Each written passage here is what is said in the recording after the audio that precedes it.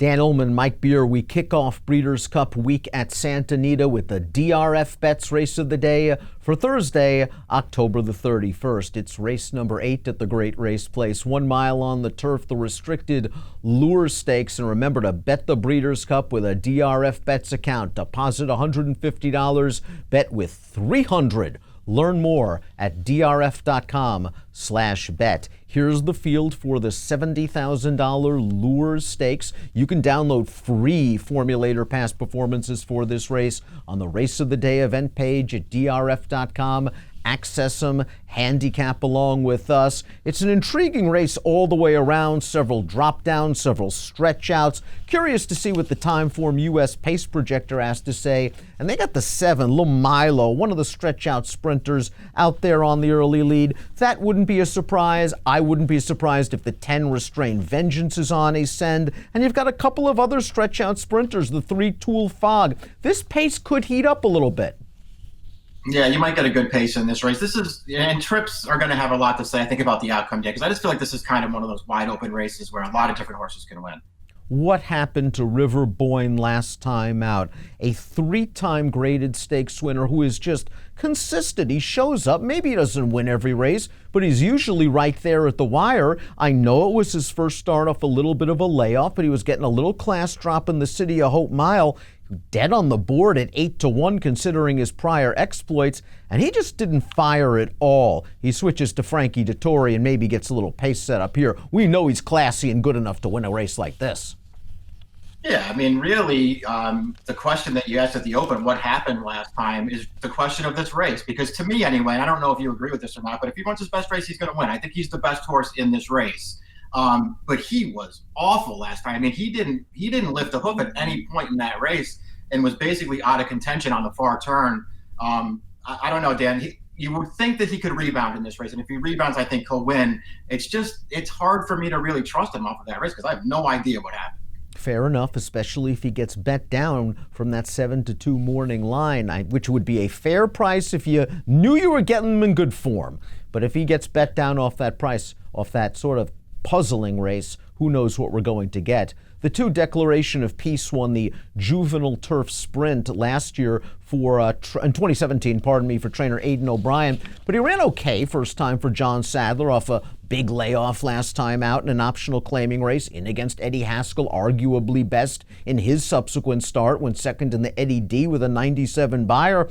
I think that was a good starting off point for Declaration of Peace. Now the question for him is distance. They were very reluctant to stretch him out overseas.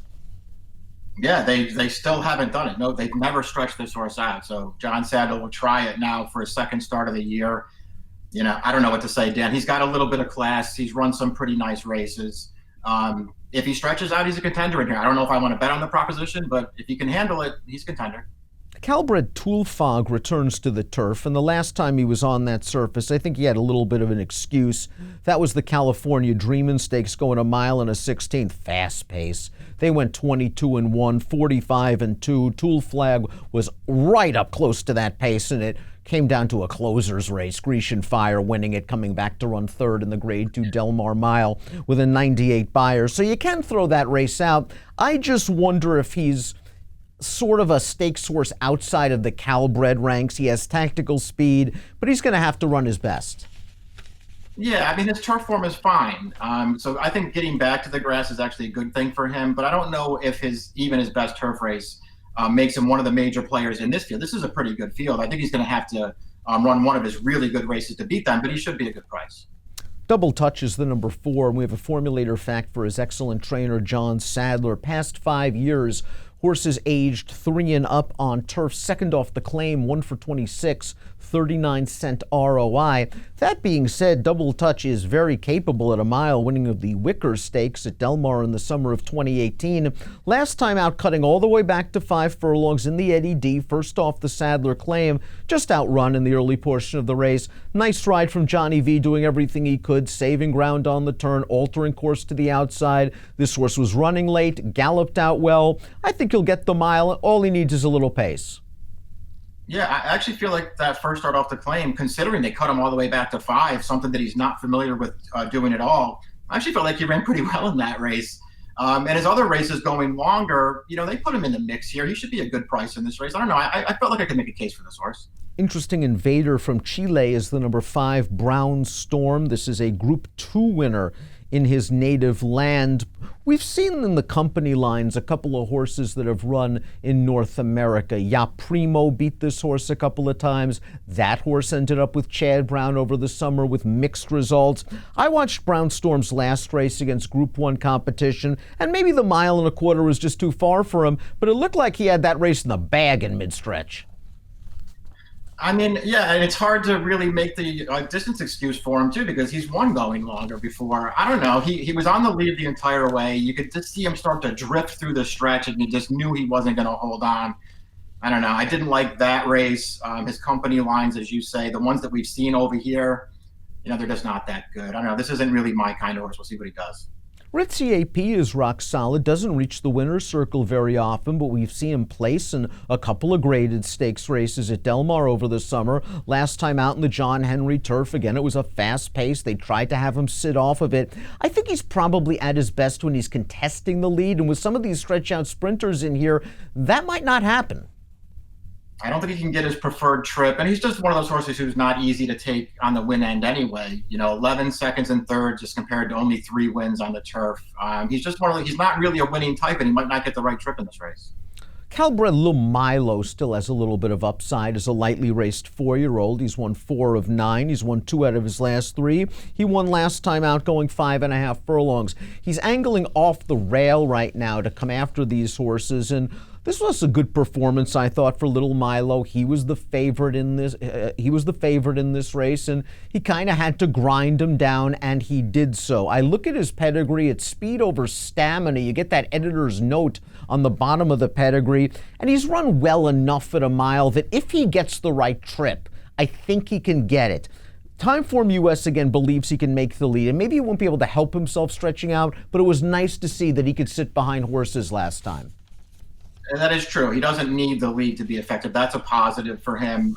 We'll see about the distance. It's really all about the distance for him. And, the question of can he improve? Because let's be honest, he's run pretty well on the turf since they switched him over, but he's got to improve to beat this field. Ronald R. has proven to be a very sharp claim for Ron Ellis. Took this horse for $40,000, and listen, patience pays off. This horse was away for over a year. He's come back firing twice in optional claiming competition, winning both times. Let's go back to his most recent race at Del Mar. There was not a lot of pace in this race. Here he is on the far outside, the number 4, and he's going to wear these horses down. 2 of these horses that he beat came back to win. One of them, the runner-up, Cleopatra Strike, won the John Henry Turf Championship, a Grade 2 race with a 97 Beyers speed figure. Ronald R. might be a little bit better than he looks on paper. He just needs a little bit of pace up front, and he might get it.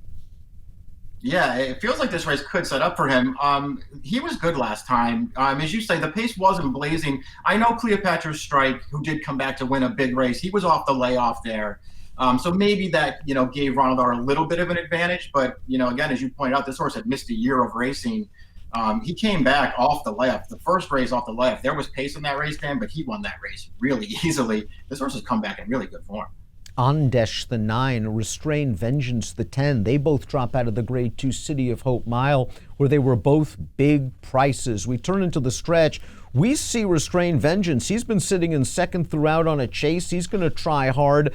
Down in behind horses is Andesh, and he's sort of in the mid-pack right now. I think he's in 6th or 7th, and the reddish silks in between horses, and he's been there pretty much since the 3/8 pole. Nowhere to run for this horse. I thought he was compromised a little bit. I thought that ride was a little bit conservative. That's what's known as a blanket finish on the turf. Cleopatra Strike, he's run, Restrained Vengeance, by the way, has run some very nice races, got a triple-digit buyer, but you have to remember, he was 44-1 in that race, and he might be the favorite in here. Andesh, third off the layoff, I think has a little bit more upside, perhaps.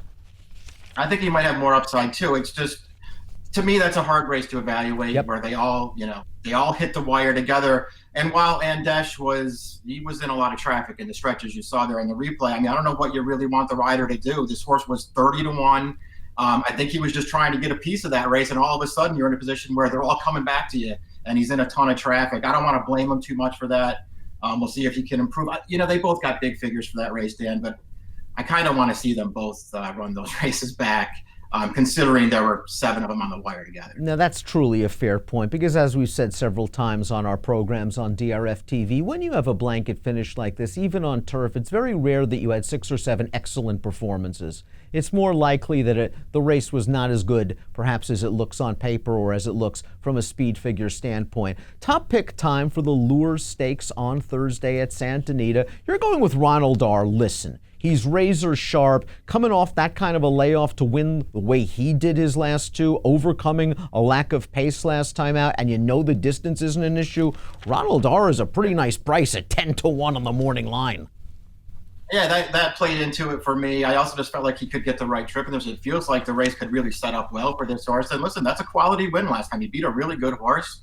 He's just come back off the layoff in good form. I've been a fan of Double Touch ever since he was with Danny Blacker. Now he's with Sadler. He showed he could still kick a little bit last time out in the Eddie D against some nice turf sprinters. Liked the way he galloped out after that race. Has a hint of tactical speed. I think the price might be right for him as well, as I think the horses coming out of the City of Hope Mile are going to take a lot of money. I went 4-10-9-7. Mike's going 8-1-4-10. It is your Thursday DRF Bets race of the day. Bet the Lure on Thursday, and then bet the Breeders' Cup World Thoroughbred Championships Friday and Saturday, and you can do it at one place, DRFBets. Deposit $150, bet with $300. Bet the Breeders' Cup with drf.com/bet. And approximate post time for the Lure, 4:30 Pacific. Good luck.